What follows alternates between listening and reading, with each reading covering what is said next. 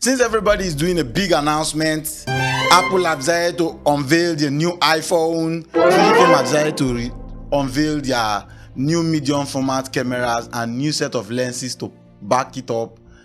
Adobe has decided to do theirs also. They decided to release a new update, which is the 2024 update. I was not expecting that this month because actually they are having the Adobe Mass Conference about, is it next month also? So I wasn't expecting that by now they will be releasing the new update. And now you can now use the generative fill without using the internet. Before now, if you want to use it, you have to be connected to the internet. I don't know if it's going to be as powerful as getting ideas from the internet, but the update has been done and I've seen some persons use it. I've not paid for it yet, but I've seen some persons use it. Mind you, there are no much update.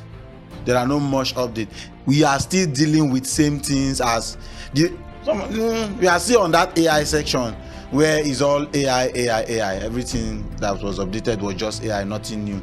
The tax bar, if you have been using the beta before, the tax bar that you cannot move up before, right now you can move it up and pin it. When you close the software and come back, it will still be there. I've been using the software for a while where I will just want to just move it, but sometimes when I move it, the next thing I want to do, it will come back. Right now you can lock it in a particular place, and when you close the software and come back, you would still see it there.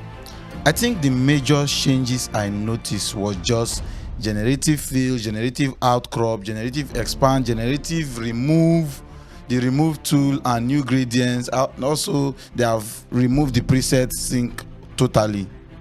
Apart from that, I did not see any new update for now. So that is it for this video. If you know you want to get the software, head up to Adobe Creative Cloud and buy the software and start creating. My name is GT and I'll see you in my next video.